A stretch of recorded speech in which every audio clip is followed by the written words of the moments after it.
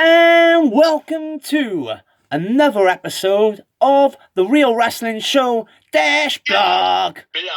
I think we're on episode number 66. 66. Back with my boy making his return to the show.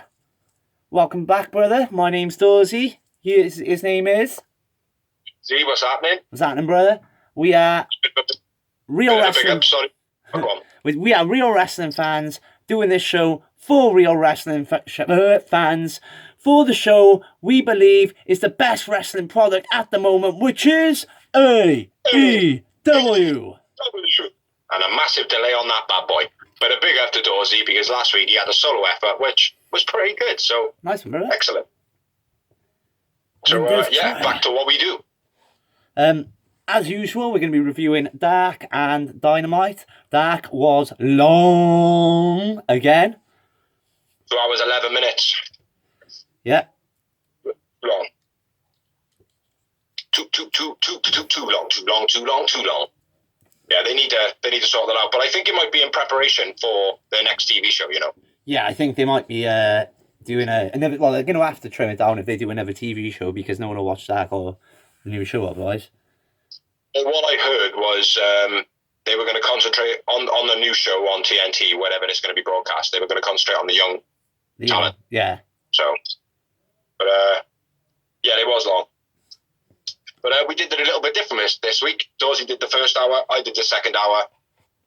Hopefully you stopped where I started, which was I had Alan Angel and BSK. I noted that match just in case because it went on the 55-minute mark, so I thought I'll note it, and then I know you did in the next match. Like, I don't know what happened. That's cool. So yeah, let's start off with Dark. Lead the way, brother.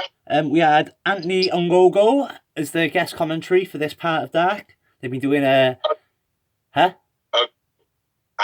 Ogogo. Ogogo. He's a bronze gold medalist, British. They've been doing like guest commentaries all the way through Dark the last few weeks. Ricky Starks has been a regular on it as well. But for the start was Anthony Ogogo on this. And we started off with a Bishop King versus Darby Allin. Middle rope suicide into the guardrail by Darby. Nice corner, nice catch in the corner, Bishop King. Sticks, but throws Darby, turns it into like a leg lock. When he grabs him and he throws him, then he turns it into a leg lock to reverse it. It was nice. Power Slam by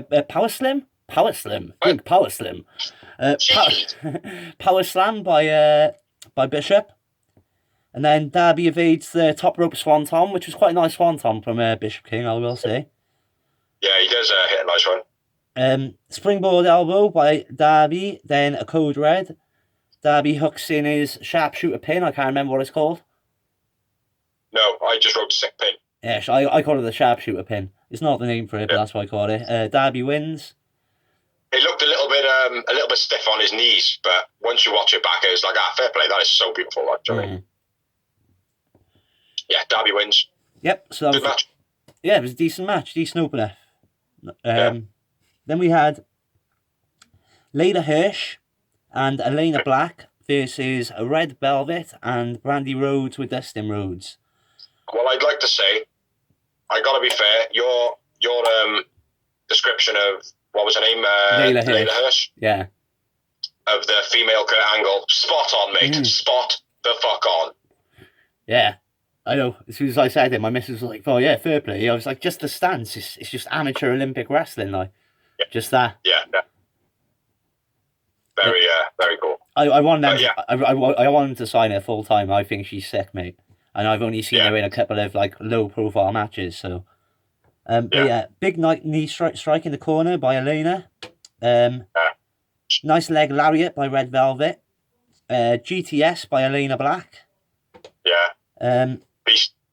Hirsch goes for a springboard moonsault, which was a beautiful moonsault, like Kurt Angle does as well. Fair play. She walked across the ropes and kind of moonsaulted sideways. Yeah. She did the normal moonsault, but she was moving sideways. Yeah. Cool. But Velvet moves, evades her. Step up Inzaguri by Brandy gets 2 count, and then a shot of Brandy gets the win. Brandy and Red Velvet win. Yeah.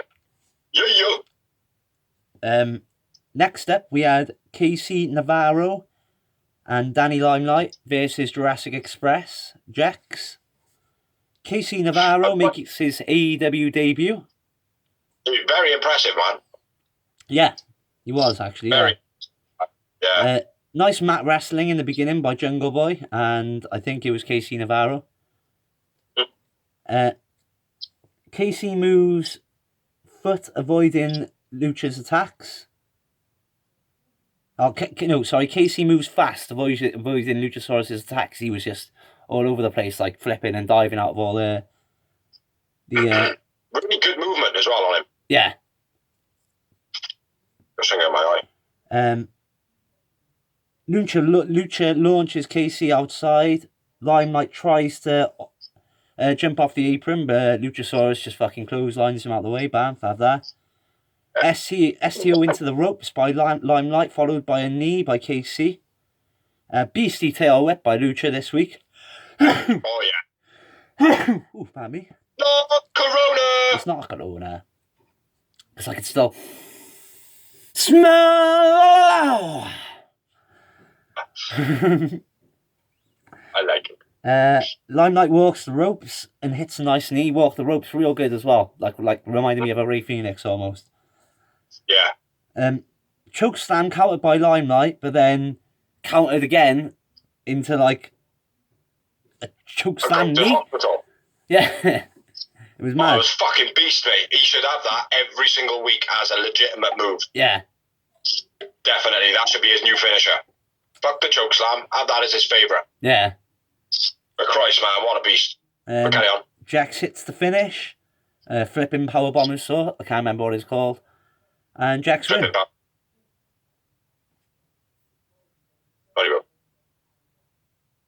Huh? I just said a note, don't worry. Oh, alright, fair enough. And then we had a promo. A little bit of the bubbly. Available again. A little bit of the bubbly. A little bit of the bubbly. Got the bubbly cover in the background.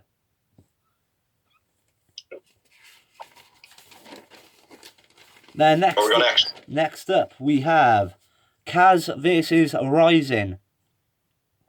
Yeah, Kaz was hilarious during this. Yeah, Kaz has just been on fire, mate, lately. Fair play. He was a bit of a chunk out of Triple H, I believe. Yeah. His name was Terrorize him on there. Yeah. Rising grabs Kaz's trunks, pulls him face first into the buckle, and then lays in the boots. Rising swings Kaz out of the corner into a powerbomb. That was quite nice. Kaz gets 2 from a beastly fisherman suplex. Does it just as good as Penelope Ford, in my opinion. Scorpion death drop by Kaz, and Kaz wins. Yeah. There's more about after the match in this one. In-ring interview with Dasher and Kaz, but TH2 come out, attack, and Daniels makes a save. Basically calls them out, so they'll be having a rematch. Wouldn't surprise me if they get added into the buy-in on the pay-per-view.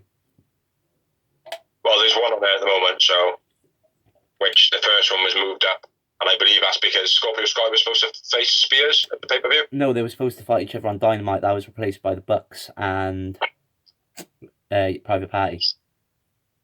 Oh, okay. Yeah, he got Corona. Yeah, I know something. I got that in the news. I put that in the news.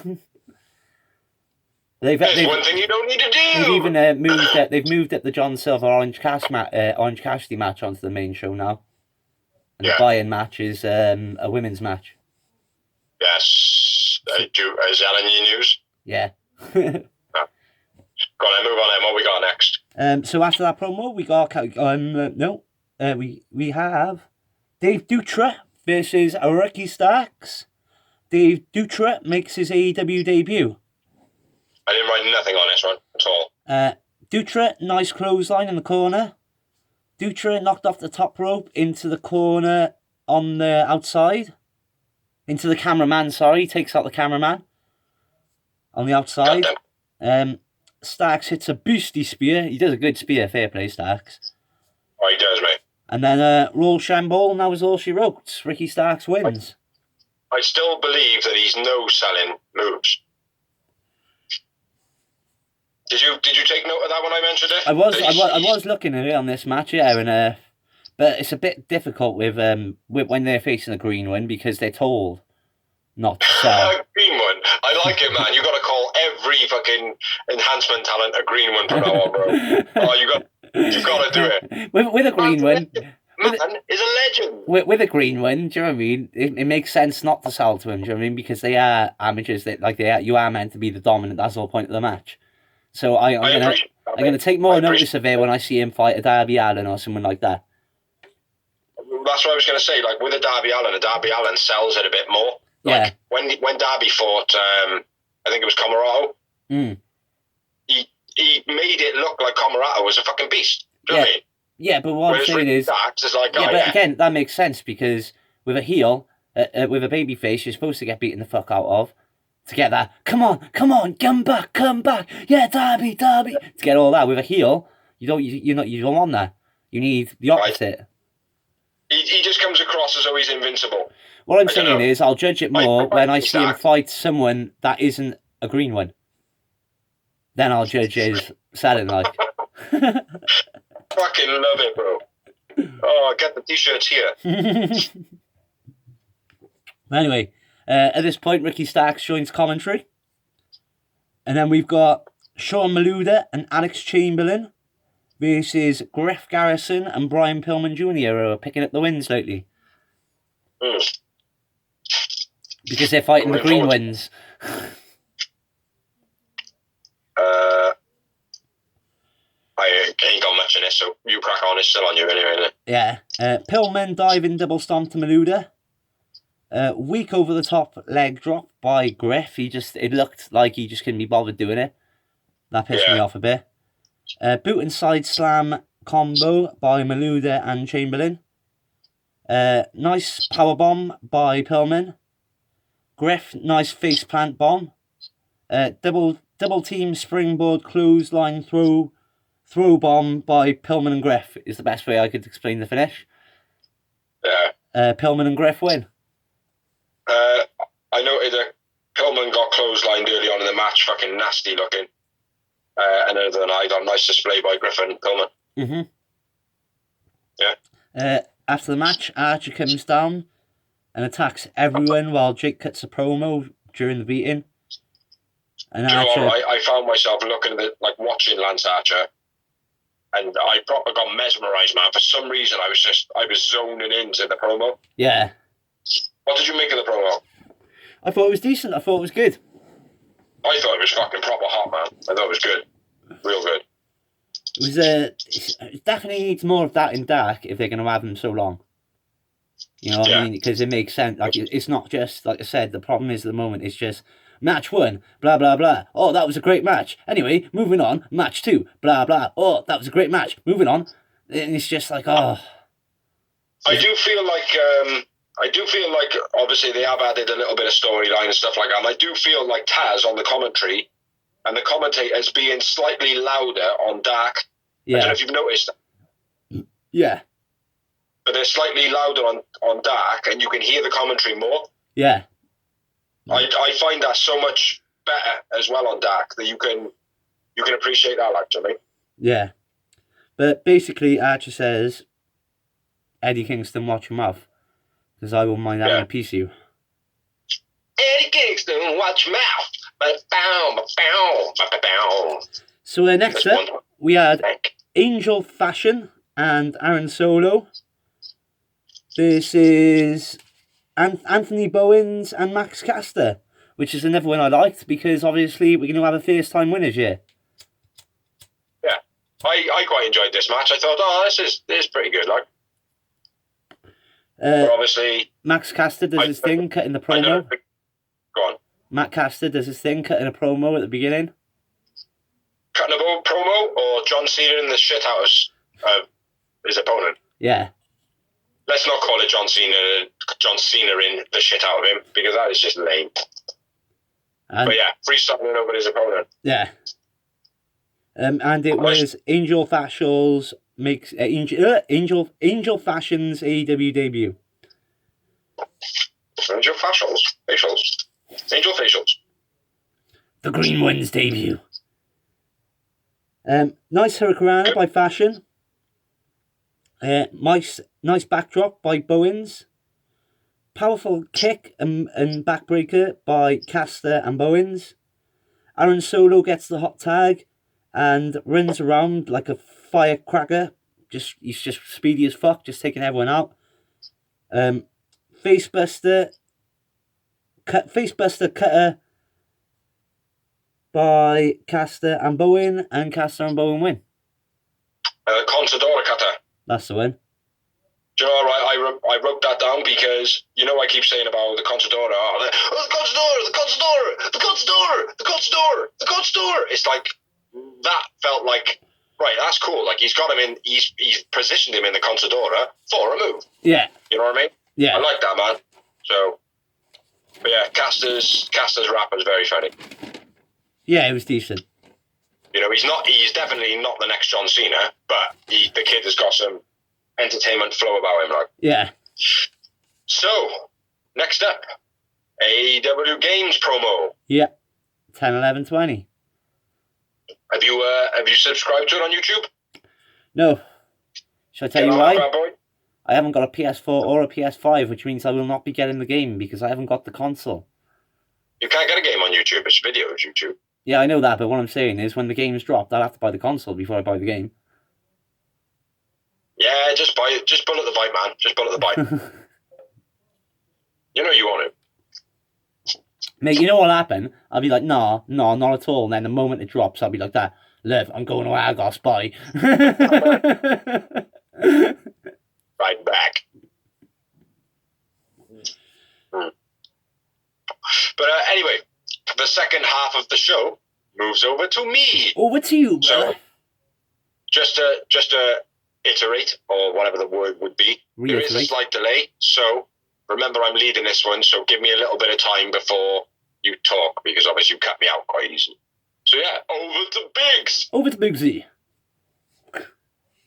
So yeah, we had the AEW Games promo, which I knew about this when it dropped because I tried to keep up on it as best as possible.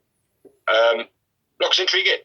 You know, Kenny King, Kenny Omega been dropping a lot of, you know, hints, blah, blah, blah, blah, that it's in the making. It's been a while now. It's been 18 months, so let's hope that we got something in the making. So, but our next matchup was Alan Angels versus VSK, which I'm quite impressed by VSK. It's pretty good. One thing do you know what VSK stands for? No. Well, they mentioned this on commentary, which is, you know, because you mentioned it on Dark and you can actually hear him. Apparently he's called it stands for very skilled kicker. Very skilled kicker, that's right. Yeah, I did hear it. Yeah, that's shit, because he barely used any kicks. No, that's true. They had a good laugh, though. Yeah, nice arm drags by VSK. The fast splash where he does one move, I can't remember what it was, lays him down and he does a splash straight after. That's very nice. Arm drag and a body slam. Say again? It was an arm drag and a body slam. Mm-hmm. And then he just and then the splash. Yeah, nice roll out of the way by Alan Angels. Bit of a dodge. The way he moved in a different direction, I quite like. Back roll German by BSK off like Benoit used to do. Very nice. Sidewinder on an apron by Alan Angel, and then a wing snapper finish. Nice display by Alan Angels. Winner of the match, Alan Angels, I think. Yeah, 5 wins. I didn't actually write the winners or losers, so. Yeah. Next up was a promo, and it was Peter Avalon, the pretty Peter Avalon, the PPA, and he was doing a date fight, which I thought was fucking awesome, man. Yeah. I thought it was well entertaining, man, do you know what I mean? And a nice way to... Because what I would like to see now, I know I'm dawdling a little bit and we're talking about Dark, but what I would like to see is Peter Avalon now, like, climb, and Brandon Cutler kind of just stay in the same place. Yeah. And then Brandon Cutler be like, well, my first fucking win, man, didn't mean fuck all, like, do you know what I mean? Yeah. And have that longer build, you know what I mean? That'd be very cool. But anyway, so yeah, Peter Avalon doing his date night, someone come in the room, blah, blah, blah, blah. oh yeah, hey, pretty boo, boo, boo, and then she, whatever. So moving on. Next up, we had Butcher and the Blade versus Jersey Muscle, who made their debuts last week or the week before. I think it was last week. Pretty good. Butcher and Blade rush Jersey Muscle straight away. Huge Beal by Butcher and Blade. It's hard to read notes and not look at the camera, you know. I know. I did it the whole show last week, bro. Nice misdirect attack by Butcher where he throws him one way, kind of like Hernandez does with the shoulder block. Yeah. I don't know what the fuck that says. Blade, very aggressive in this match. I like that from Blade, I gotta be fair. Yeah. Butcher pushes Jersey Muscle off the top to the outside, whichever one it was, I don't know their names. Nice display from Butcher and Blade. Don't know what that says. Save, nice. Jersey Muscle, I don't know the fuck. It's dark, man. There's so many matches. QT Dustin out. What the fuck is going on? I don't know what got the finish of this match. No, I didn't write any notes, bro. I left a second out to you. Right. All I know is what's his name? Who was in it again? Jersey, but he's lost. Butcher and Blade win, and then QT and Dustin come out and attack Dustin. I didn't write the finish of that match. I do apologise, but Butcher and Blade win. After the match, QT and Dustin come out, and then the Feds come out, and it's like a bit of a brawl, and then then it moves on. So I do apologise for that. I was writing so quick. Right? Next match was D3 versus Hobbs. My first note is squash. Yep. Caught in a chokey type rock bottom, whatever it was, side bossman slam type move. And that was it, pretty much. End of the match, Hobbs wins, and then he was attacked by Cage and Starks, and Darby comes out for the save. Not much of a match, that one. It was just a squash match. Which will Hobbs win? Huh? Which will Hobbs win? Which Will Hobbs did win. I did say Will Hobbs win. Next up, we have Evil Uno and Stu Grayson versus Baron Black and Nick Comoroto. Now, Nick Comoroto, I like this dude. They should probably get him. They should sign him up. He's decent, yeah, man. I don't know about his gimmick, though. It's a bit cheesy, his gimmick, though. Really? I think it looks a bit too Halloween. You know what I mean? If they're going to do it, they need to make it look real rather than over the top. What is his gimmick? Well, the straight jacket he comes out in. Oh, okay. It looks a bit Halloween-y, like, you know what I mean? Did he even have an entrance? Fuck me, man. I must not have been paying attention at all. Do you know what it is, right? It's because it's two and a half days long, the show. I can't be asked. I know, mate. It's annoying, man. But anyway, let's move on. Evil Uno and Stu Grayson versus Baron Black and Nick Comoroto. Stu facing off to Comoroto in the beginning. He's like, I'll have a fucking piece of this. Love Stu Grayson, man. Do you know what I mean? Yeah. Like, if we were doing man of the matches on this, Stu Grayson would be the man of the match just for that. Yeah. Double test of strength by Comoroto, where he had both of Evil Uno, or both of the Dark Order doing a test of strength, which is quite nice. Nice tie-up face slam by Black. Sick backstabber by Black. Stu Grayson's backbreaker was sick, but it's normally quite average, but it looked real good this time.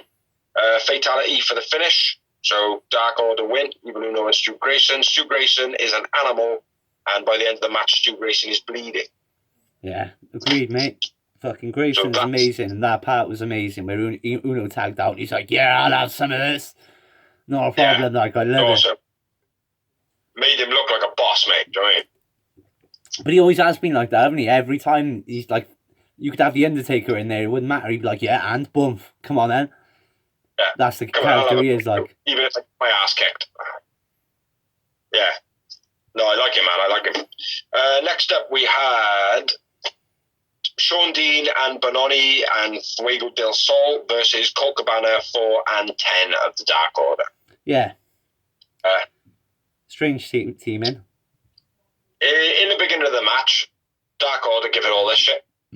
Yeah. Colt Cabana give it all. Yeah! Woo! And Anna Jay was clocking the fuck out of him. She was like, is it? Yeah. I can see what's going on. So, yeah, nice intriguing little bit there. I don't know if many people noticed. I didn't notice it.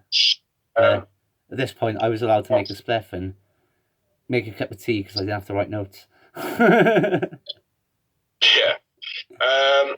I ain't got much on this. Miscommunication between the Dark Order, between Colt and Silver. 10 spear through the rope was quite nice. Silver throwaway torture rack was very nice. End of match. Yeah. Silver was hilarious.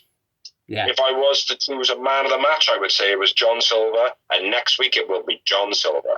Everyone's loving John Silver at the moment. Even people that I would be even go as far to say, right, if it was a crowd in the arena tonight, like a full crowd, people might even cheer John Silver over Orange Cassidy. That's how hot he is right now, like.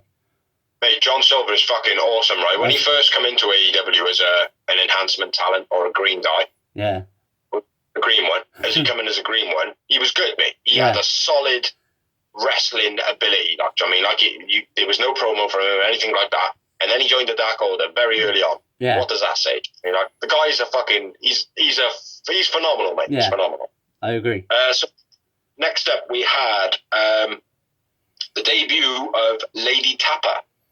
Yeah. I like Lady Tapper. Do you know what? I'm not going to lie. I've never been the biggest fan, but I get the signing. Because the women's division needs to grow, and because right now AEW has I'm sorry to say it, the worst females division of all the big companies. It haven't got the worst division. I'm not saying that in a bad way, because it's the greenest division, for a start. That's the problem. Yeah. There needs to be more camera work. There needs to be more people who can entertain on a camera. Yeah. And do storylines. But they've got a good roster. Most of them are good wrestlers. They've got a good roster, and the problem is, every time someone's come hot, they've got injured. Like Britt, when she first became hot, she got injured. The Alien, Statlander.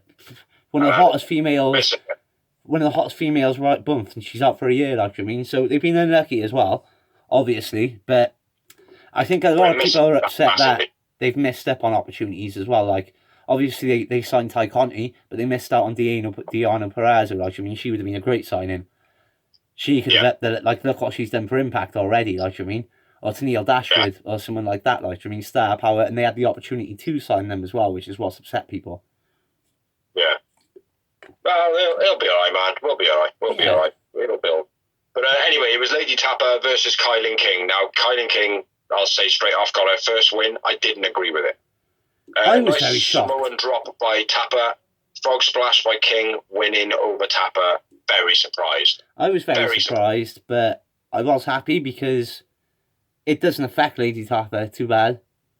No, it doesn't at all. And Kylie King has been mouthing off a little bit, and she needs to start winning a bit more. And I did, because she's a decent wrestler. And I did say before she was mouthing off, I like Kylie King, and I think she should get a win and start progressing anyway.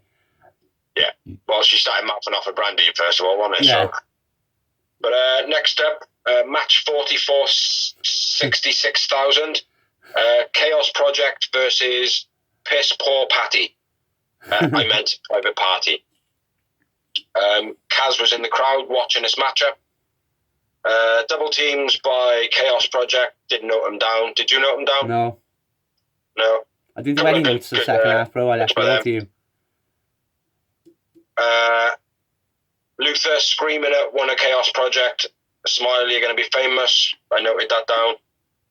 Mark Quenn's hot tag doing all his bits and pieces. That was pretty cool. He was good there. Gin and Juice finish. Pretty good match, but nothing spectacular because I'm very down on Private Party again.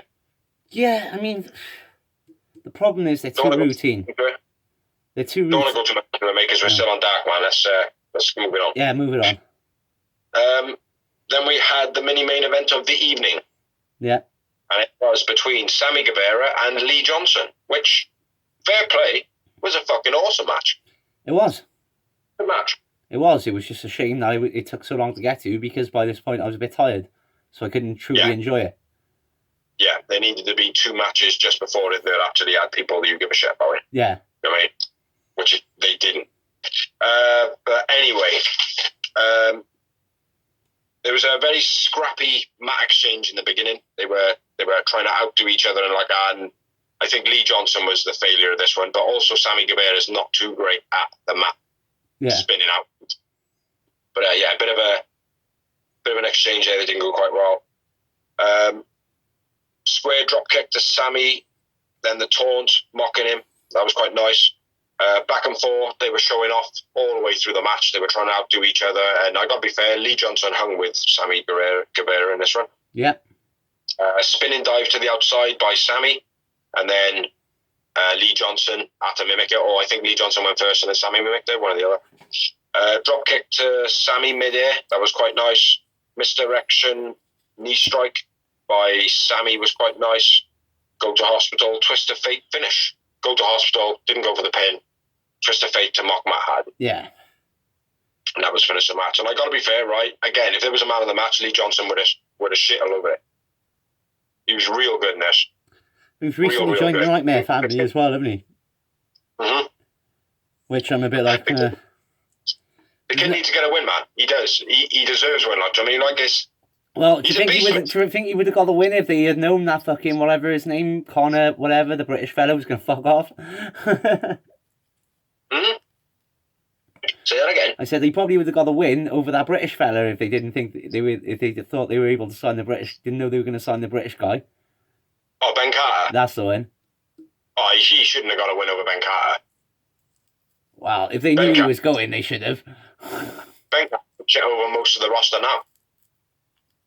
But yeah, but that's the end of Dark. That's all we got. That's all she wrote. There was like 69 matches. Let's count them up. 1, 2, 3, 4, 5, 6, 7, 8, 9, 10, 11, 12, 13, 14, 15 matches.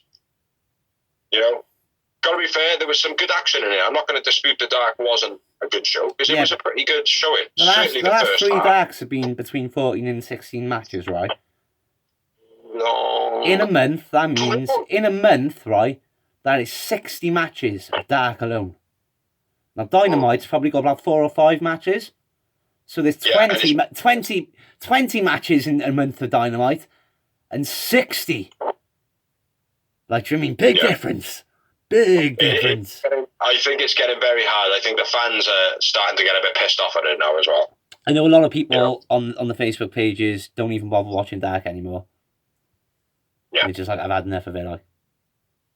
The Dark Order, go for a piss sign. Yeah. I'll pause it, or do you want to move on? And we're on to AEW. AEW Dynamite. Back from a piss break. That's a piss break by a sign, that is. The Dark Order are not actually in a cult. They all just need a wee. But anyway, let's move on to the Dynamite. Starting off with a promo. Yeah, which was genius again by Inner Circle and MJF with Wardlow. Well, actually, it was just Inner Circle starting off, interrupted by MJF and Wardlow. Yeah. Inner Circle was bigging up Hager from his MMA fight, which congratulations to Jake Hager for his win. Yeah, split decision, and my missus didn't know he had a fight, so she was like, "Fucking hell, what happened to him?" I was like, "Yeah, he had a fight." Got bashed up, man. He only just won it, man. Yeah, split decision winner. Yeah. But he remains undefeated. Mm-hmm. Yeah, no, big up to him, man. Big up to him. MJF interrupts. Jezza says MJF is soft. Soft. Goddamn soft. Yeah, nice build there. Nice build there. And then MJF goes, "What's this?" Yeah.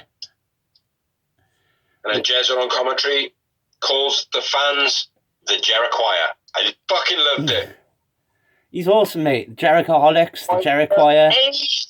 AEW, boy! Big C's camera's actually blocking the towel this week, but it is still here.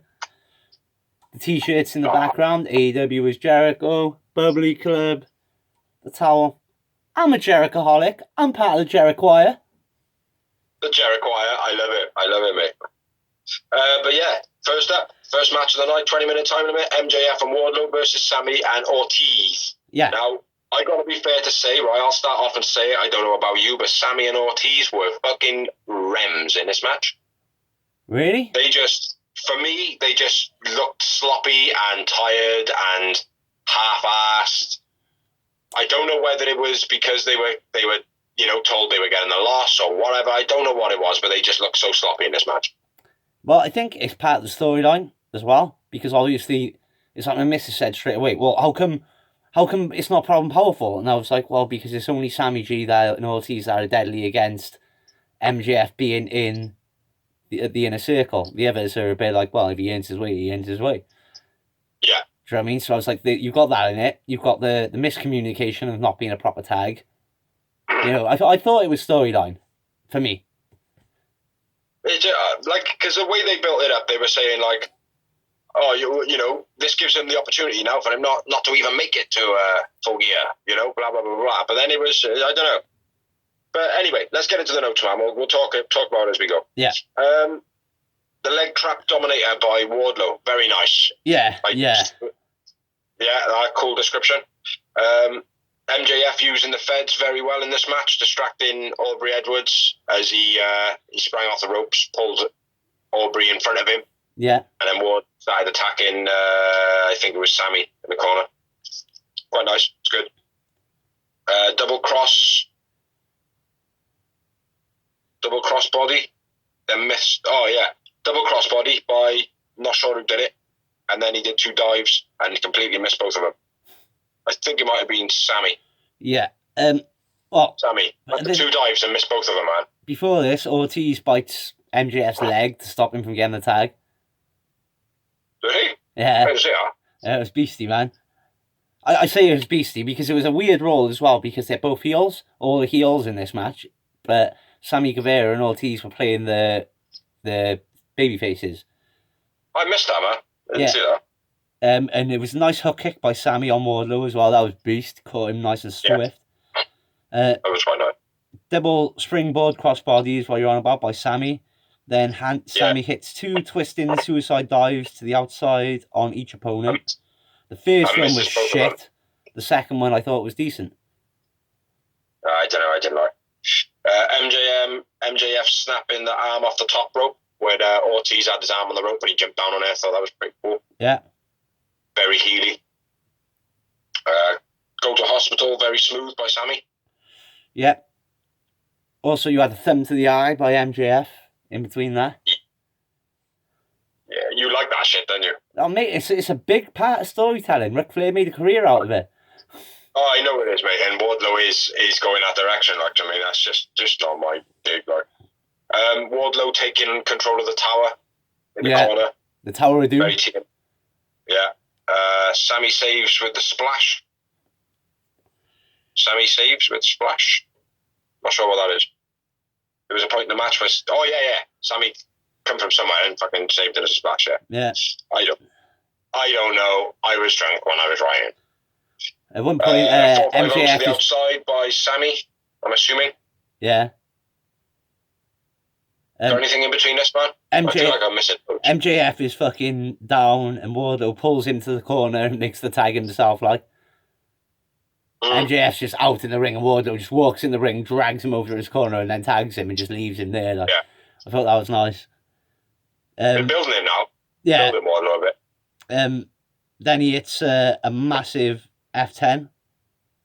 Then a springboard somersault to the outside by Sammy G. And then Matt Hardy's hit. This is my point where Serpentico turns up. Who? John Cruz? Yeah. Matt Hardy. Yeah. Cool.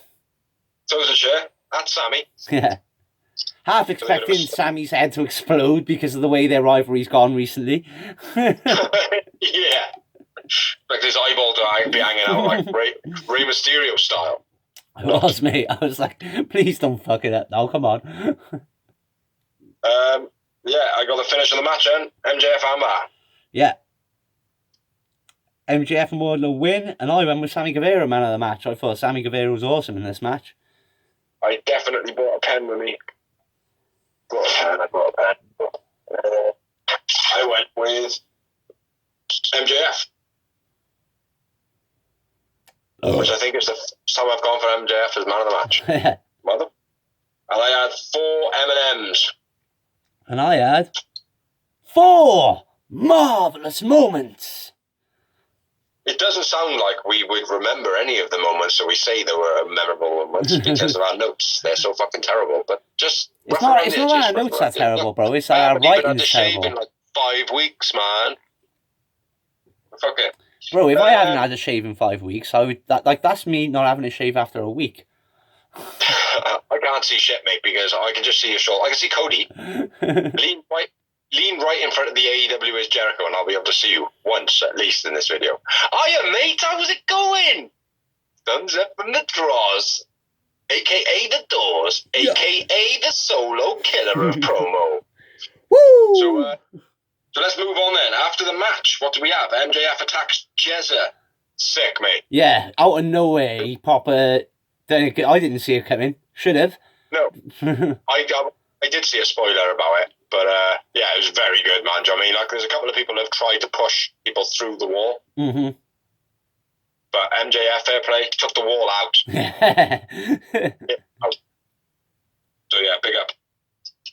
And Jericho sold it well after with the Cheshire grin smile, like, that's what I wanted. I want some more of that. And normally people end their commentary spout at this point, but no, Jericho stayed on commentary. Yeah. His mic was fucked. You could hear him ragging out in the background, the face, but his mic was fucked. Yeah. So they had to replace it. But that was good, man. It was very, very good. Yeah. Nice. Not normally the hot start. Normally we have like a 6 or 7 moment match to open up, but it did everything. It had everything. It had storyline, build. Yeah.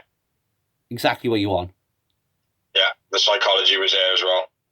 And also the building up of Wardlow at the same time. Yeah, that's what I mean. The quiet build of Wardlow, Sammy G and Ortiz shone in their own way, and the Jericho promo on commentary just is fresh as well. Because obviously, well, you get it on WWE, but the guest commentary thing, you can see it coming because they only do it when it's going to happen. Yeah. Whereas AEW, you've got the whole thing going on with Dark, where Ricky Starks is pretty much on it every week after his match, and this Ongongo boxer has been on it a couple of times. Ongongo? Ongongo! It's an Umbongo! It's a go-go! It's a go-go! The bronze medalist, dude. Let's move on to the next part, which was a promo. With Tony Schiavone. What? Tony Schiavone. Schiavone! And it was with Kenny Omega, and he says that, well, there was a lot of stuff he said, but he basically says you should bet on him. Yeah, and I don't disagree. No, I don't disagree either. Man is a beast. Man is a beast. And I gotta be fair, I said to the missus, what I think Kenny Omega needs to do is he needs to go on, he needs to beat Mox, and then he needs to go on and hold the belt for like a 2-year run. Not a 2-year run. I wouldn't say a 2-year run. I gotta be fair, right? Not just the fact that I think it's a good idea. I genuinely think that Kenny Omega has got such a presence, stipulation that surrounds him. No, he's got such a like taboo around him. That's like, oh, Kenny Omega, he's supposed to be this awesome wrestler. Like, I mean, he's supposed to be this man. But you can see it in Kenny Omega, right? That the guy can sell a match against anybody. Oh yeah, definitely. Do you know what I mean? Like, it doesn't matter who he's wrestling. He can make him look $1 million, and he can make himself look $1 million. Yeah. You know, he's got the storytelling. He's got the in-ring match. He's got the promo. He's got everything, right? Now, for Kenny Omega to be in AEW when he's supposed to be the best wrestler on the planet, or he was last year, he needs to do something substantial. Do you know what I mean? I can understand be like, all right, let's go for this. But I'd give him a year in, but 2 years in this day and age is too long, bro. I don't know, mate. I think Kenny Omega would pull it off, see? I genuinely think that they could pull it off in AEW. Why not, man? Why not? Kenny Omega is supposed to be this fucking phenomenal wrestler. Well, for me, it wouldn't. The only person I could see pulling that off, for me personally, is AJ Styles. AJ Styles would be one to do it as well, mate. Do you know what I mean? I believe Kenny Omega could sell it, though. But anyway, that's regardless. That's my thoughts on it. Yeah. You know what I mean? Yeah. So, what do we have next, bro? Next up, we had Trent with Chucky T and Orange Cassidy versus Miro with Kip Sabian and super sexy Penelope Ford. For me, Miro was a beast in this match. He was a good wrestler in this one, and I like the fact, I'll say it now because he botched it so bad in the other match, wrapped it around his neck first. Yeah. To hold and control him. Then he brought the arms out and then did it all. Yeah. But yeah, I'll say that now because he did fuck up that move, obviously, when it slipped off his face the first. Yeah. But yeah, kick off the notes, man, and I'll stop you when you get somewhere and I haven't written the same notes. Well, it was Miro's AEW singles debut. Yeah, they didn't state that very clear, though, did they? No. Miro cut to Miro, and I was like, no, it isn't. And the missus was like, yeah, it is. And I was like,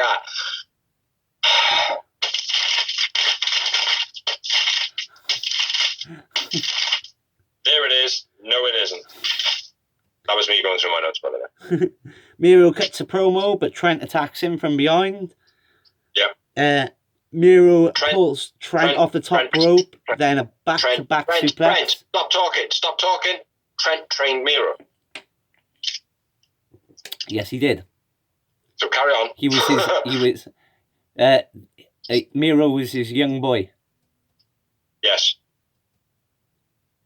Which sounds so fucking weird. I know it does, but that's Japan for you. You were my young boy in rapping. It's true. Fucking wrong. Vertical suplex by Miro was nice. Chucky T and Kip fight to the backstage. Orange stops Penelope from following, which I thought was nice. I think Chucky T attacked Kip was just before that. Kip kissed Trent in the corner. Oh, yeah. I don't know if you noticed. He leaned in and he was like that. Ah, right. No, I didn't notice that. Yeah. And then... wouldn't surprise me from Kip. Chucky T and Kip's... Yeah, well, he did it to that fan, mate. I love it. Remember at the pay-per-view, like, I mean, that fan was ragging him out and he just went up and went, mwah, on his lips. The guy was like, that the rest of the night. Yeah. Are you coming to this show again? But anyway, where are we? Chucky T and Kip fight to the backstage. Orange stops Penelope from following. Trent goes for a tornado DDT, countered by Miro into an overhead suplex. That was beast. Nice. Looked fluent as fuck. Then Trent into the post. That was quite nice like as well. A fucking dart, mate. He was like, yeah. There's the post and there's the outside. That was nice. Ford slapped Orange. Orange takes her glasses, then gets attacked by John Silver. This is not going for a piss, by the way. This is John Silver. Yeah, they get banned from ringside. Yeah. Nice diving by Miro. That was sick, mate. That running, jumping kick to the face. Yeah. Don't really know what to call him, man, but it suited him, man.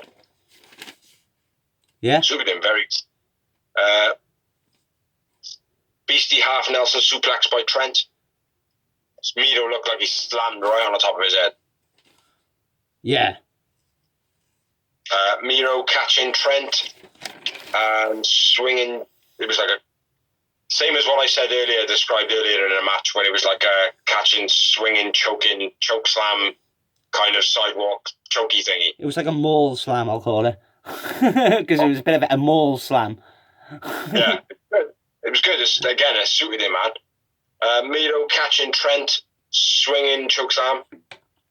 Mm-hmm. No, that was the same thing. rope, Trent started pretty nice. Top rope flip by Trent to the outside was beast. Yeah, running knee, and then he kicked out. That was after the tornado DDT, which was nice as well. Yeah. Yeah, running knee with beast, though, man. Yeah. Trent then falls off the rope, which again, I will always applaud people who go for high moves and stuff like that and sometimes fuck up. It's been happening a lot more in wrestling lately, not just in the AEW. It happened on NXT with Shotzi Blackheart against Toni Storm the same night. Did it really happen though for them, or did it? Because Trent faked his, mate. Oh, I think it really happened. I mean, it's been happening a lot lately. Like, do you mean? I don't believe it did. I think it's a way to take a little bit of heat off Matt Sydal, and just to show what it happens, because it happened a couple of weeks back as well before Sydal.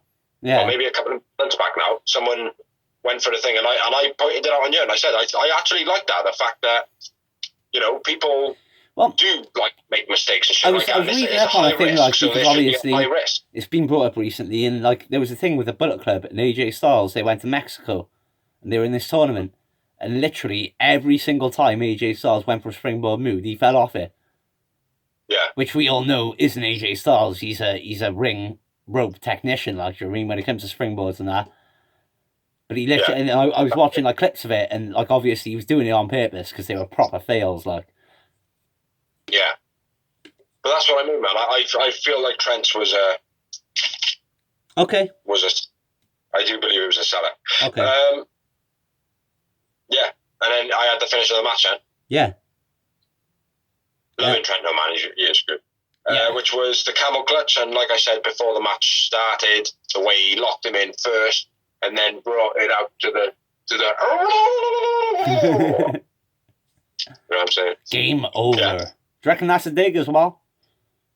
Calling What's it Game that? Over. His name, Game Over. The finish, Game Over. Why would it be a dig? Dig to who? Triple H. I think my fuck Vince moment this year, bro. Fuck Vince. Fuck Vince. Don't pause it over there. Yeah. I'll tell you what. I've got food on the way. Like Dorsey did last week. He had his missus order Chinese. I've ordered the order Chinese. Booyah!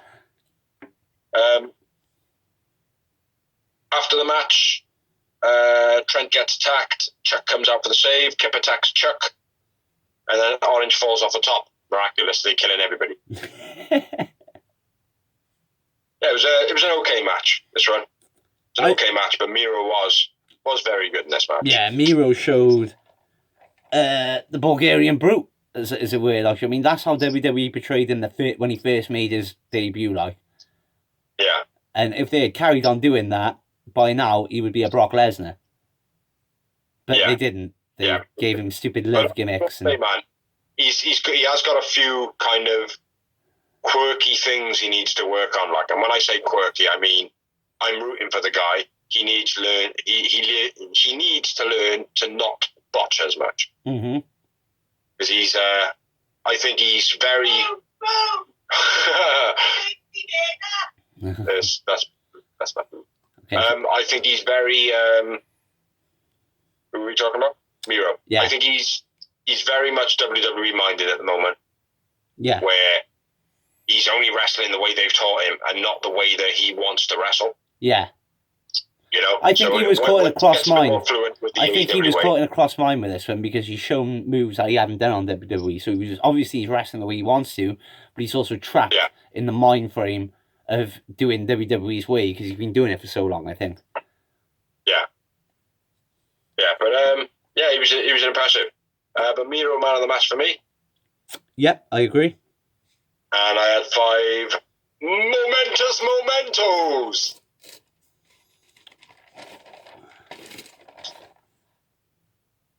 It's on the page I put away, sorry. Forever finding your moments. And 5 yowie wowie moments. Matched this shit. Yeah, we right, let's take a little tiny break, brother. Do you want to pause it? Yeah, man. Gotta go make my food. AEW part 2. And we're back. I got a piece of papa. Next up, we had the retaliation. Next up, we had the retaliation promo, I suppose, which is JR interviewing Adam Hangman Page. Again, nice promo, nice build to the story. Hangman dressed up. Nervous. Are you nervous? Yes, I am, JR. But wouldn't I be stupid not to be nervous? I thought that was cool, man. Yeah. The way they played it, I thought it was very nice. Yeah. Next up, we had the Young Bucks versus FTR prediction promo. Yeah. I just wrote hype build up. Prediction promo. Since it's a prediction promo, who you think's winning it, bro?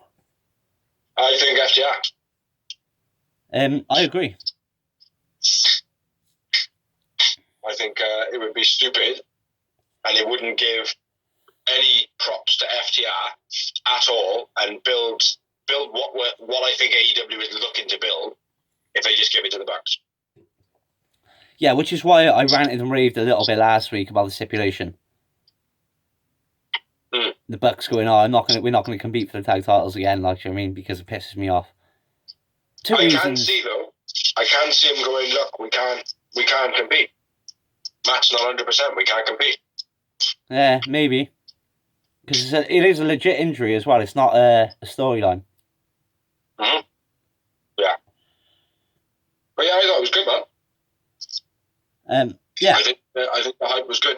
Next up, we had a Team Taz promo, which I thought Taz knocked it out the fucking park. A lot of people have been hating on Taz, and to them, I say fuck Vince. I say fuck stupid wrestling fans which don't know a good promo that smacks them in the face, because it was real, it was honest, and it was day-to-day life as well. We've all sat outside our boss's office waiting for a word of him and not getting it, and then going, fuck that, losing our shit.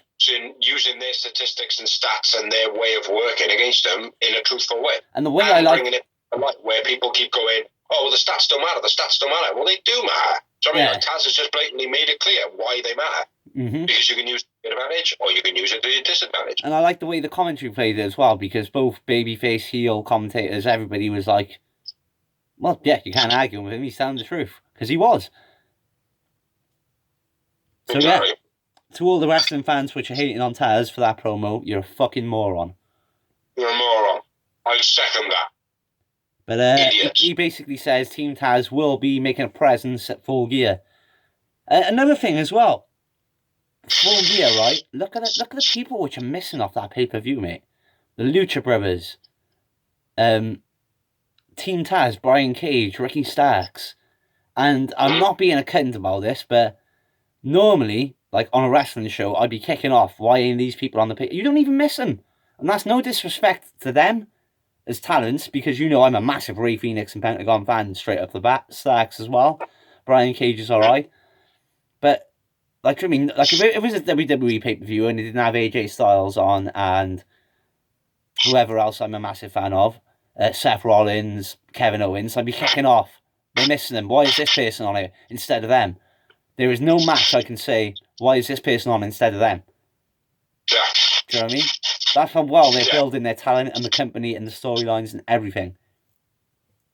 Yeah, they make every wrestler in that company make it as though they're a wrestling company on their own. Yeah. Like that wrestler is a brand and that every brand is equal. Exactly. You know? Every wrestler is impressive. Like, even if they're botching. Yeah. Like Miro, for instance. He has fucked up his two first matches or his debut. Another big one that isn't on the pay-per-view. Another big name which isn't on the pay-per-view, Miro. Yeah, he's not ready though, is he? No, but that's what I'm saying. Like, all these names that ain't even on the pay-per-view yet. Like, and people are like, oh, they need to sign this person. No, you don't. Not at all. We're good at the moment. Like, I mean, maybe a few women, but that's about it. Yeah. No, it's that's what they're good at the moment, man.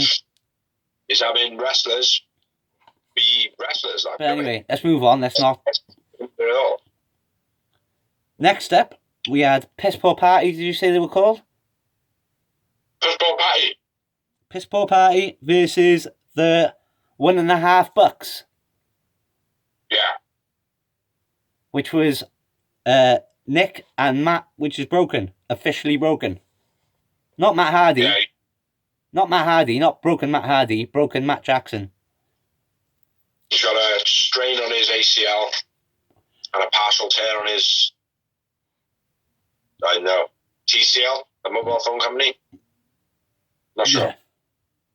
But yeah, I think he's got a torn ACL or a strain on his ACL and something else on the RCL or an LCL. I don't know. And he's got poor Wi-Fi connection. So, moving on. Sammy G straight away hits Matt Hardy with a cutter on the ramp before the match starts. Oh, I know him, man. I didn't know where the fuck he come from. I know it was out of nowhere, fair play. It was not a KO out of nowhere. Randy Orton style. It was wicked. Mm-hmm. And it looked good as well, fair play. My first note on this, mate, is when Matt does his first dive and he holds his ankle. or when both the Bucks do their double dives. Yeah.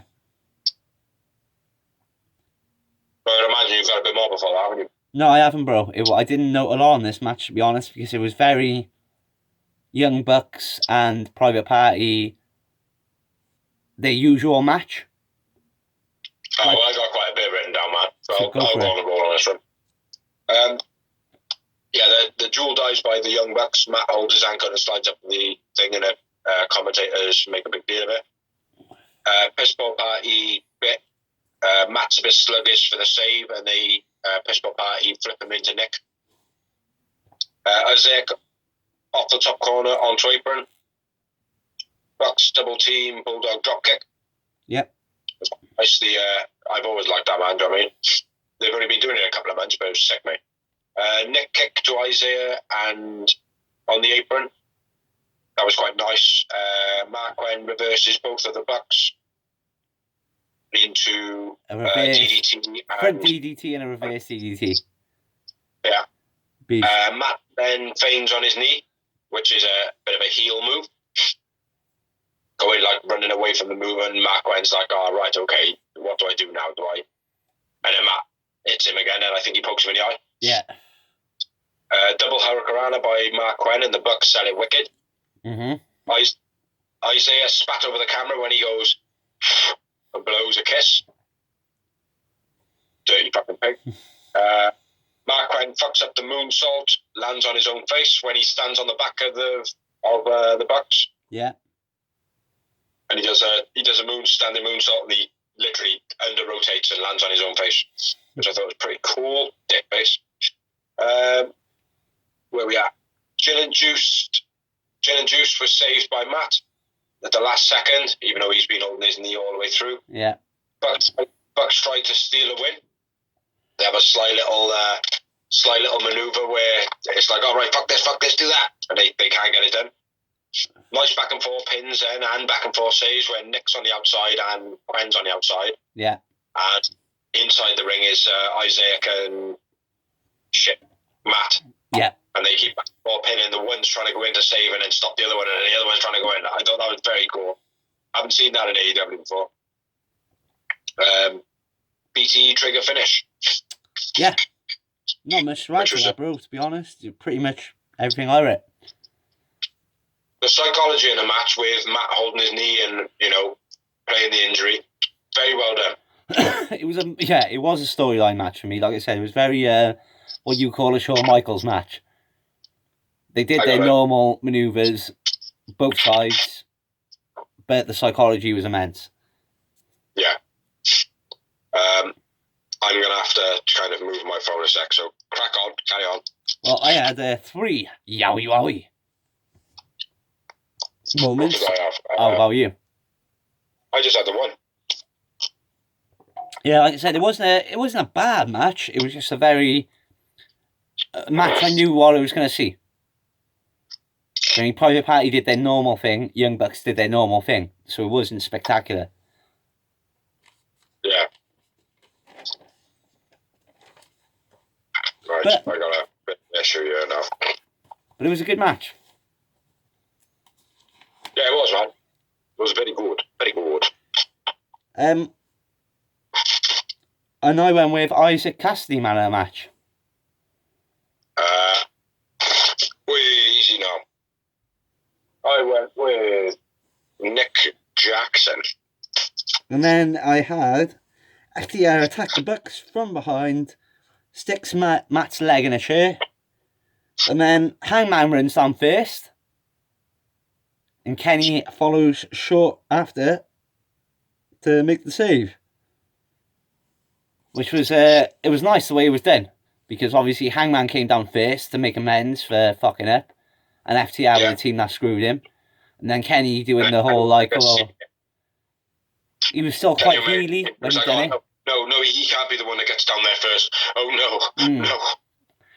Then Hangman and Kenny fist bump, and then Kenny turns his back on him, and Hangman's like, "Whoa, don't you turn your back on me, son?" And then they go face to face. I thought it was brilliant. The whole ending was just that ending, perfect. And how they are the FTR and the Bucks facing off, and then they had Kenny and Omega and Hangman facing off. Yeah. Good. The way they were splitting the camera between the two. Yeah. Brilliant, mate. The whole match. Considering that was the match that replaced Scorpio Sky and Sean Spears, yeah, you would have never guessed it was the last minute throw together thing. Yeah. Beast. Maybe shouldn't have happened with the Bucks, though. No, it probably shouldn't have, due to the fact that Matt is legit injured, which I didn't know until after the match, like. Yeah. But at the same time, if they've got some massive tag team under their sleeve, I know, like the Dudley Boys or something like that, to appear on their behalf, who knows? Who'd you go with the man of the match, for you? I said Isaac, bro. Isaac Cassidy. Isaac. All right. And how many moments? And I had 3. Crack on it, man. Move on to the... Next up, we had Tony Schiavone in ring with Eddie Kingston and John Moxley. Which I gotta be fair, was a fucking beastie promo. Yeah, probably... What have I written? I've written here somewhere. Absolutely amazing promo, one of the best in AEW so far. Yeah, from both people. It was... If not... It reminded me of If It Was Me and You. It felt that real. That's why it was so good. Yeah. That's the best way I can say it. It reminded me of 2 legit best mates trying to get in each other's head. It was absolutely phenomenal, man. I don't know if you noticed at one point, when they were facing off, John Moxley was like, had his mouth open and he was like kind of mouthing, but at the time, Eddie Kingston went, go on and stop me, go on and stop me, go on and stop me. Yeah. He didn't spit it properly, but a big fucking gob of spit come out, mate. Went from, it's just like that. Eddie Kingston's mouth. Straight in it. They were like, But yeah. Fire. I can't say much more about it other than that. Just reminded me of 2 proper... They sold it perfect. 2 good mates ready to go at it. Yeah. Gonna be good. That match I am well looking forward to. Well, to be fair to AEW as well, they built Eddie Kingston out of nothing, haven't they? That's what I mean. Like, no offence, he had a name before, but now he's main event of the pay-per-view. Nobody would have thought that'd be possible and actually be willing to pay. I know a lot of people are still ragging it out, but because it's an I Quit match, I think it's gonna live up to potential, definitely. It's gonna be bloody, I think. Yeah, definitely. I think it's gonna be very bloody. It's gonna be an ECW match, bro. Simple as that. Yeah. Not an not WWE ECW match, people. An ECW match. EC Dub. Sandman Sabu, Terry Funk style, like. Yeah. And next up, we hear from the man, the British man from Newcastle, Pac. Miss Pac. Miss Pac. Sick promo. This was a wicked promo. When he sat there and he went, you know the problem with isolation. I don't know, I'm talking Jamaican. There's nobody to play with. That was fucking wicked. And I like the way they had Eddie Kingston's voice playing in the background. I stole you away from your British friend. Or whatever. So that leads a little bit of... Huh? Is he going to be there tomorrow night? Maybe. That would be beast. There's a possibility. Mm-hmm. There is a legal way for him to be there. Yeah. Which he would have had to do 3 weeks ago. Yeah. Next up, we have... There's places you can fly from the UK and then stay there for 2 weeks, quarantine, and then fly from there to America. Yeah. Yeah, go on. Next up, we got Alex Marvez interview with Destin and QT was interrupted by the bunny, basically saying what we already knew. I've maxed out your cards, I've taken all your money, bam, bam, bam, you just got beaten up by Butcher and Blade because they attacked you from behind, jackass. Didn't see that coming. Obvious, blatant, bit of a no-need promo. There's not so much no need. is tying up loose ends, which they need to do, even if it is a shit promo. Could have been done on Dark, though, couldn't it? Yes, it could have. Yes, indeed. Sammy Guevara and Lee Johnson could have been put there on Dynamite. Yeah, exactly. Red Velvet with Brandy versus Nyla Rose with Vicky Guerrero. Squash match. Mm-hmm. Never was going to be any different, just because Brandy Rhodes, the company there, meant nothing. No offense to Red Velvet, she was never going to win. I mean, don't get me wrong, what she did, she looked good. Yeah. But it was the Beast Bomb, lift up out of the pin, Sheeta's move to finish. Yeah. Mocking Sheeta, which I thought that was quite nice, except for the camera angle they used to shoot the move. Didn't look so good. No, it made it look like she was just doing she just looked like a rugby player. Yeah. Nyla wins, Nyla man of the match. 0 moments. Yeah, 0 moments, Nyla man of the match. After the match, Vicky Guerrero mocks Velvet and Brandy, tells them to jog on, and then Vicky faces off with Sheeta. Yeah. At which point, Sheeta grabs her quite swiftly.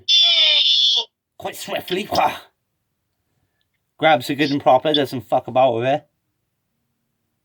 Yeah. And then Nyla and Sheeta kind of go at it. Yeah, sloppy elbows by Nyla. Mm. Yeah. Going in and going up. Bit pathetic, bit piss poor. Another reason why I think I and a lot of women, a lot of fans are down on the division, because we've already had Nyla versus Sheeta at the last pay-per-view for a start. And is she going to win? I think she might, just because she's got Vicky Guerrero. I think so. Yeah, just because if Vicky Guerrero was in the picture, then no. But because they got Vicky Guerrero, it's just a bit more exposure to the title. I think it's going to end up being, right then, who is, that's built up the women's rankings to take it off the Beast. Mm-hmm.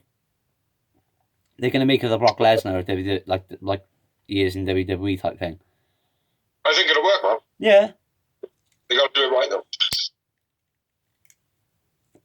As long as people don't get bored of it, that's the problem. As long as people don't get bored of it because she's been there before, that's the problem. For me, if they were going to do it, they should have kept it first time round. That's what I mean. But anyway, moving on, was a promo for Full Gear. So, as I've discussed with Basically Backstage, we've already noted the matches for Full Gear. They've already been around for a long time, so I'm not going to list them. I'm just going to list the newest match, which is the replacement match for John Silver and Orange Cassidy. John Silver and Orange Cassidy have been moved up onto the main show. So the new buy-in match is Serena Deeb for the NWA title against Allysin Kay, who was originally with NWA, formerly with Impact as Serena, and is now currently a free agent. Serena, that was it. I think I Mississippi was out as well. Yeah. Couldn't really think of a name for the life of me. That's going to be a good match. Yeah. Definitely. Both accomplished wrestlers. Serena, or Allysin Kay, is a former NWA champion and Impact champion. So, yeah. It'll be a beast. And then next week, we've got Ray Phoenix versus Pentagon Jr. 2. Nice. Let's hope we don't have any more broken necks. Yeah. I'm glad they took him out of that match, man. Yeah, I am too, just in case, because like I said, I don't want to see anybody injured for the sake of wrestling, and they've already had enough heat on their backs with the amount of injuries they've had recently, as in, like, well, you know what I'm talking about, like, Alex Reynolds being knocked out on live TV, fucking Matt Hardy and Sammy G's great rivalry just basically being a clusterfuck at the moment. Yeah. And also, next week, we have Butcher and Blade with Bunny versus Natural Nightmares, and that is next week's Dynamite. Finish up the rivalry, hopefully. Yeah. Or at least extend. At least if they're going to do this War Games thing, extend it into that. Yeah, that'd be cool. And have the family against the family. You know, the Nightmare family against Eddie Kingston's family or whatever. Yeah. That'd be cool.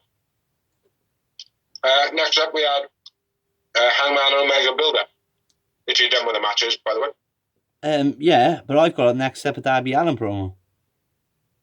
Oh, I had a Hangman Omega Builder pipe. Again, No. I think it was a bit of a fuck up on the audio and shit. No, I think you're right. Is this the one with like the 80s love music type thing? Or it had a weird soundtrack? I'm not sure. I know the audio every single week and the fucking video packages are all fucking up at the moment. On what? On Fight TV or in general? On Fight TV. Oh, right. But I don't think it's them. I think it's AEW backstages. Like, every time it goes to a backstage promo, they're not turning down that echo. It's like, you can't turn down an echo in a live open space. Yeah. You can certainly turn it down low enough that it doesn't pick up a massive echo. Yeah. You know? Every single week, though, it's like, at the one point, mate, it was just like, hello. No, I think you're right, because I remember there being another promo and I haven't written it down, so. Yeah. Well, anyway, it wasn't really a promo, it was a video package more than anything. Yeah. But next up, Darby promo. Yeah, Darby Allin video basically running over Cody Rhodes with a cigar. Or someone dressed as Cody, somebody dressed as Cody Rhodes with a cut-out mask and a cigar, and Darby Allin runs him over. Yeah. In a car. Not a skateboard. Yeah. And then Darby's in a car. Yeah, playing the Sting character, as people are saying. Sitting in the rafters. So I'll address this now. Before the news, fuck it. Because Sting's merchandise has recently been pulled. His legend contract is completely up. He's completely tied, not with WWE now. And a lot of people are saying, I think Sting's going to be Darby Allin's manager. Thoughts? What for? Well, yeah, I agree. What for? I agree. While people, I understand where people are going with it. But should we just leave it there then? What for? He doesn't need it, does he? He doesn't need it. He doesn't need a promo guy. Without Sting, the guy is almost running the company. Yeah, but I see though, with Sting though, it wouldn't hurt him, would it? No. He wouldn't at all, but what would be the point? And is Sting being a mysterious, one unique character, being a manager of somebody else who is already a unique, mystique character, would it make any sense at all? I don't. That's what I mean. I don't know. Like, I mean, the only reason I see it being sense is because he kind of looks like Sting from back in the day. When Sting was young, he was small, blonde top, except for he's bright coloured, and he does the whole sitting in the rafters thing. That's it. If anybody should be his manager, it'd be Matt Hardy. Legitimately, if it made any sense, it would be Matt Hardy. No, I'd go with Sting over Matt Hardy. I'd be like, look, this is what my brother did. This is what my brother did here. This is what my brother did. That's why I did Matt Hardy. Because Darby Allin is an emulation of Jeff Hardy, in my opinion. Not an emulation. Darby is very unique to himself. Yeah. But he is Jeff Hardy. He's very similar to Sting, though, as well, bro. He is. Definitely. The young Sting. You never saw the young Sting, so... No. I didn't know. But still, he reminds me of Jeff Hardy. But anyway, yeah, very good promo by Darby, as it always is. Yeah. It's not falling off a half pipe in a body bag, but it was pretty good anyway. Yeah. And moving on to the main event of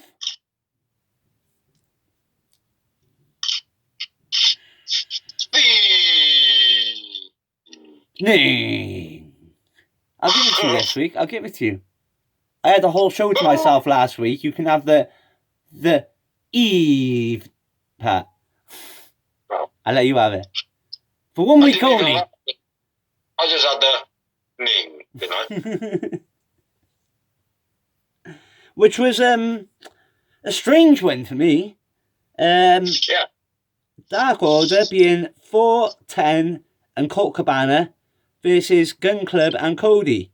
And the reason I say it's a strange thing for me, the only one that is a legit main eventer there, no disrespect to the other wrestlers, is Cody.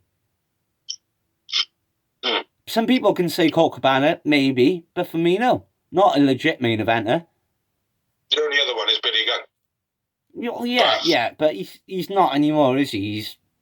No, exactly. He's not past it, but he's not at that point where he needs a push. So you don't believe if they said, "All right, Billy Gunn versus John Moxley on next week's Dynamite for the world title," don't get me wrong, it'd be a good match, but there's no chance in hell I'm believing Billy Gunn's winning it. Yeah, exactly. That's what I mean as a legit main eventer, like. Billy Gunn is the ultimate Dark King. He is Al Snow. He is that guy, which is always going to be on the card, worthy of being on the card. But Backlund, goddammit. His push is done. That's some good shit. But then again, like I said, 4 is very... 4 is Alex Reynolds, right? Yeah. He's still very, very green for a main event. Alan Angel. It was Alan... No, that's 5. Alex Reynolds didn't fight in this match. It was Alan Angel. Okay, then. Well, I've written the wrong number. My bad. 1, 2, 3, 4. Yeah, no, it was Alan. I'm sure it was Alan Angel. Yeah, I'm sure it is. But anyway, regardless, let's just get into it, man. Yeah. Last match. I caned up that Kenny, man. Fair play. Ah, good Chinese. Love Chinese anyway. Brilliant. I had it last week. Can't afford it this week, you bastard. Cody starts with a gutbuster. Beastie. Billy catches Colt in the corner and then throws it into a suplex, which I thought was real nice.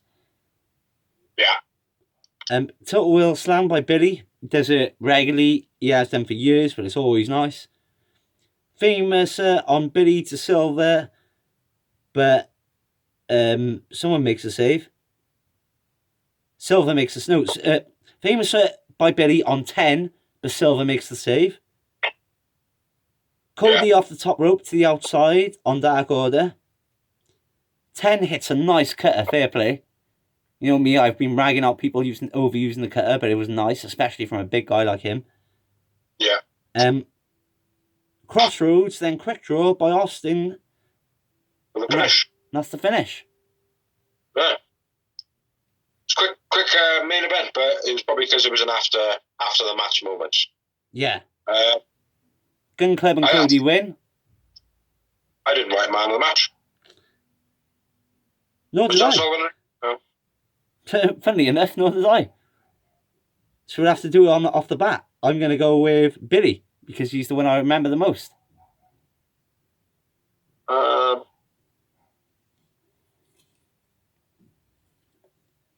Wasn't John Silver in this? No.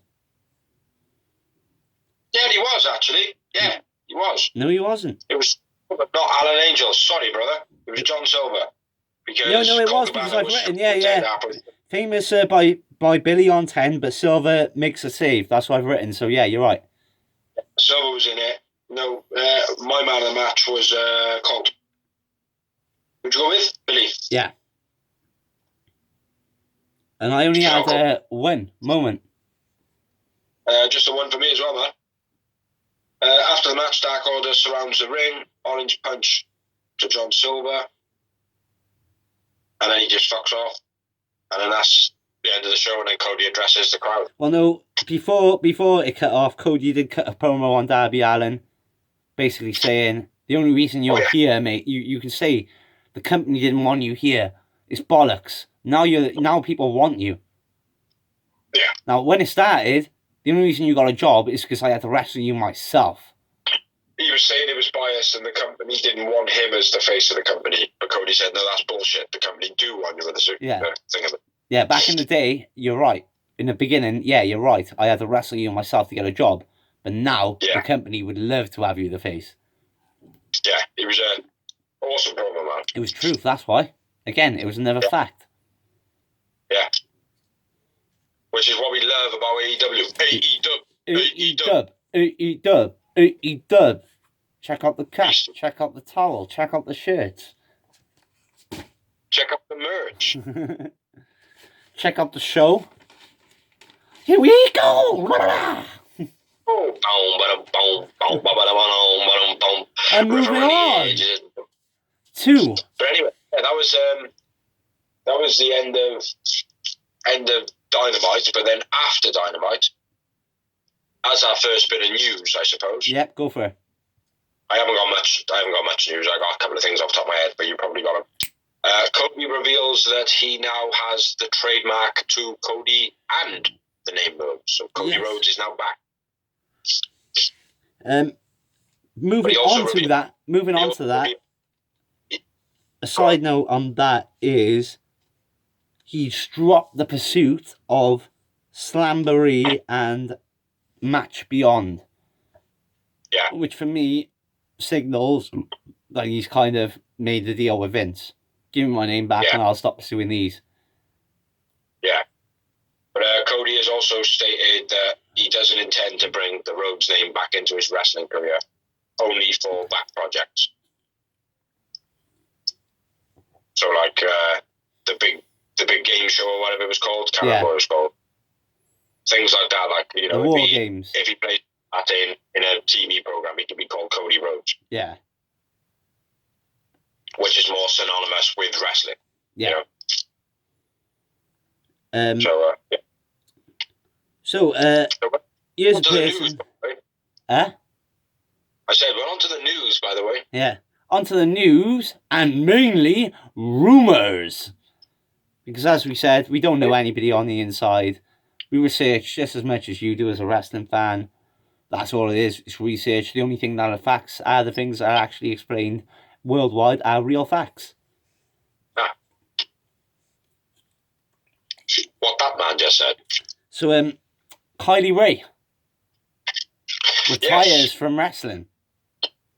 Yes. Bit of an odd one. Well, we've spoken about this before. She's got a chronic depression. Yeah, we've spoken about this before, and I think that's exactly what it is. There's some mental health issue there. Because I haven't seen, like, I'm not inside the company till nothing, but from what I've seen, she was pushed hard in the AEW, and Cody Rhodes was a massive fan of her, and she quit. And then in Impact, she came in exactly the same. Pushed hard. She no-showed the pay-per-view. She was there the night before. There was rumours going around on an injury. To Impact's credit as well, they didn't make a storyline out of it or anything. They just went, well, we don't know why Kylie is here, so we just brought Su Yung in, and she's going to challenge for the title. Simple as that. They actually said, oh, no, Su Young's clearly done something to her. No, Madison Rayne said that on commentary, and Josh brushed it off straight away. Well, he went, well, we don't know that. And she went, well, knowing Su Young's history. And that was it. That was all that was mentioned. They didn't make a big thing out of it. I think it was just Madison Rayne acting off the bat like you would as a wrestler / commentator, because that's what she is. And let's be fair, she's still very green as a commentator. Well, by all accounts, she's been wrestling for 4 years only. She basically wants to wrestle, but she doesn't want to be in the limelight, basically. She just wants to kind of make money from wrestling. I think she wants to be the independent queen, doesn't she? Yeah. Not on TV, not too recognised, because you could tell from that, the moment she made her AEW debut, like and it wasn't even a wrestling match, it was that show we talked about. Yeah, she was overwhelmed. Yeah, you could tell she wasn't comfortable at all. Yeah. And it's a shame because she's got a great talent, obviously, because two big companies have tried to put their faith in her. Yeah. So, again... It's a shame. I feel that AEW would have been a good fit with her if she did have any, like, kind of mental issues because of how family-orientated that everybody's saying it is and the kind of vibe that we get from it. And, you know, it would have been probably the best place for her to be like, well, look, you know, look, you've still got a job. Like, if you're feeling shit, Go and feel shit. That's fine. It's absolutely fine. Yeah. But don't be not talking to anybody. We're all here, blah, blah, blah, blah. Yeah. That's what I mean. That's what AEW feels like. And I think Impact's the same as well at the moment, bro. The way they've been, like, as well. Yeah. No, I agree. But I'm rooting for AEW, so... Yeah, definitely. I would love for them to go back. I'd love for them to go back to AEW. I would too, but I think... I said, I'm not this person, but from having those two big shots already and not being able to cope with it, I think she is best at what she's doing and bowing out. She is, mate, definitely. I still, though, if she it's does a terrible come back, shame. It is a terrible shame, but I think personal...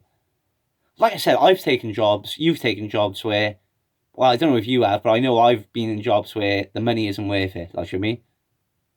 I've been in places where it feels like you're having a piss taken of you, mate. Most of the jobs I've had. And I don't think there's anybody, mate, that haven't had a job where they think, do you know what, this is not worth it when considering that person there is, like, not whatever. Like, yeah.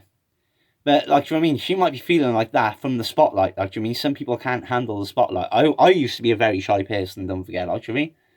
Yeah. No, I get that. So...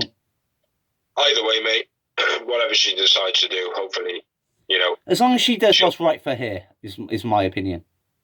Hopefully she mends herself and her health and her happiness sooner rather than later. Mm-hmm. And not just for, get back in wrestling or whatever, just for her peace of mind. Yeah, that's what I mean, like. So, yeah. What your next bit? My next bit of news we've already discussed. Alison Kay is a free agent. Formerly Serena from Impact.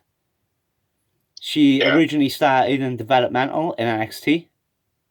Then she went to Impact, made a big name for herself. That's where me and you both know her from. She also made a staple name for herself in NWA. She basically ran that division. I think she was the inaugural NWA champion. I might be wrong, but if she wasn't, she was definitely number 2. Yeah. She was the one who lost it to Thunder Rosa. Oh, okay. So... she's a free agent. I think straight away. I think AEW should sign her, mate. People are saying like missed opportunities on these women. She's a veteran. Well, she's fighting under the NWA banner. No, she's a free agent now. She definitely is, because the last bit of news I read, which was today, or yesterday, sorry, she was fighting under the NWA banner. Well, it's for the NWA title, isn't it? Yeah. So. And she is a representative from AEW. She was last there. But I've read rumours again. Rumours, I don't know. I can't clarify it. But I'm pretty sure I read it from her Twitter feed saying she's a free agent. Yeah. Well, I'll take your word on it, mate, because I don't know any different. So, not taking your word on it, but yeah. Speculators, you mean to go on? The next one is big news, if it's true. Marty Scurll has been removed from the ROH roster.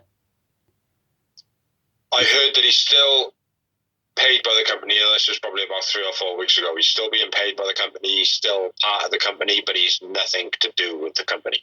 Which means he can just legit fuck off, though. Yeah, I think so. His contract's been breached. His contract's been breached. His contract's been breached, so he can fuck off now. Okay. I'm not being... I don't know. I'm just saying. Originally, if he was the booker and they've changed the terms of his contract, that means he can change... Legally, he should be able to change the terms of his contract and terminate it. He should be able to, but obviously Marty Scurll was part of this speaking out movement, don't forget. He was, but he was not convicted of anything. Like, there was a little thing about it, and he addressed it, and then nothing happened. I have no idea. I didn't follow it up. I've been following up on all the people that I'm a massive fan of. I followed up on it because you know me.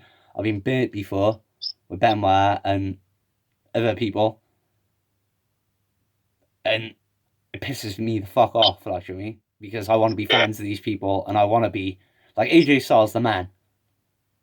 Yeah. AJ Styles, the man. Simple as that. Bret Hart was the man. Jericho, the man. Like, I mean, Benoit, I don't care what he did, still the man for what he did in ring. Yeah. as wrestling goes. But the others are legit. Not only great wrestlers, they're good people. Yeah. Like what I mean. So I followed up on it, and people I'm fans of. And Matty Skill being British, I'm a fan of him. And like I said, since he's been accused, he answered it. There's nothing really come back from it, or nothing reputable, nothing like that. Anyone's like, there's been no like he hasn't been taken to court or anything. So yeah. Hopefully, I hope he does rock up on AEW because he's sick on being the elite back in the day. Yeah, he's part of the clique, like. Exactly. So why not? See what happens, man. See how the fans take to it. Yeah. That's a big thing, isn't it? EC3 is done with Impact now. Yes, he has now gone back to ROH, haven't he? Well, I don't know if he's gone back. I don't know if he's ever been there before. Oh, well, what I've heard, he is now signed with ROH until the end of the year, which is, that sounds like a long time, but we're November 5th. November 6th today. It's the same as what Impact was. Yeah, exactly. Just a minute. I think he's going to play the field. He's going to do what the Hardys did. I just go, right, I'll just sign here for 2 months. I'll sign here for 2 months. I'll sign here for 2 months. And then sign an AEW for 10 years. Well, it's only going to be AEW or Impact because ROH can't keep him. He's only going there because he knows there's two good reasons for him, right? He's going to go there and he's going to build ROH back up.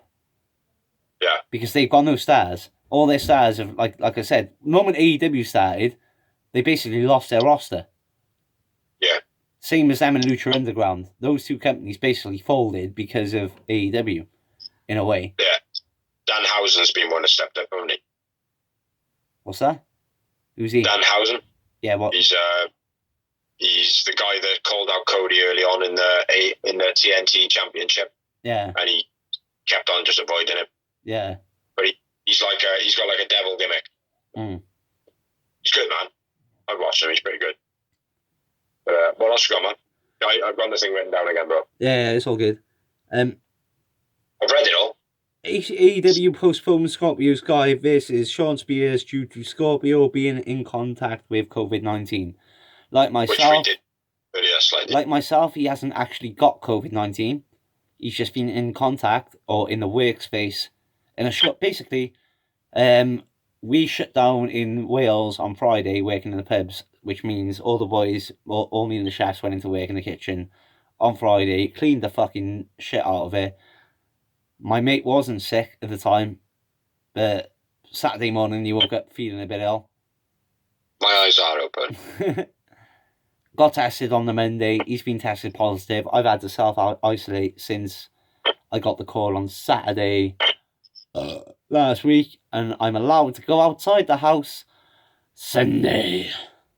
Because I haven't got no symptoms. Where'd you plan on going on Sunday, bro? Anywhere apart from this flat. Even, mate, I all I want to do is go down the shop and buy a bottle of milk, like you mean, but I gotta wait for my missus to wake up. Because I'm not allowed to leave the house, like. Yeah. What, even if you just leave your phone in the flat? What do you mean? Well, no, who's gonna fucking know, man? Well, I'm not going to be one of these. I'm not going to be one of these pricks, right? Which goes out and slags everyone off and not obeying the rules if I'm not going to obey them myself. Yeah, but essential stuff, mate. You're still allowed to go for essentials. Yeah, if you are made to stay away from 10 days, then maybe not. Yeah, exactly. Like I said, I'm allowed. My missus is allowed to go out. My missus is allowed to go out. Not a problem, because if I had showed symptoms, then she's got to self-quarantine as well. But I haven't shown any symptoms. Like, well, you've seen me the whole blog. I haven't coughed. Or if I have, it's from a spliff, let's be fair. Do you know what I mean? I'm not coughing. I'm not choking. I can smell what my reefer is smoking. Do you know what? Funny enough, yesterday I couldn't taste much. Because I smoked so much fucking weed. All I could taste was weed. Lucky bastard. Anyway. But yeah, that's it. That's it for the news and rumours. I'm not dying. Yeah, excellent. Dozzy's not dying. I'm not dying. I am high, though. Very much. Yeah, just this has been AEW dash blog, Bigs and Doors, smashing it up. the Real Wrestling Show dash blog. Episode 66. 66. Going up to Full Gear, which I'm assuming we're going to record on Sunday. Yeah. Yeah, we'll record the blog Sunday, drop Sunday night. It's going to be a sick pay-per-view, I think. A wicked pay-per-view, mate. Every and single like you match. said, the roster is missing off it. Exactly. It's still fucking awesome.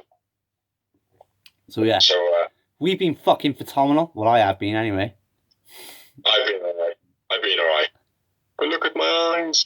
We brought him back. We might fire him again next week. We'll see. I'll be on the pay-per-view one. I know you will, bro. I'll be on it. So, thank you everybody who watches. Thank you everybody who shares. Thank you everybody who likes. Thank you everybody who comments. Comment more. We like comments. We do. Yeah. Even if you're ragging us out, because we answer you back on the show.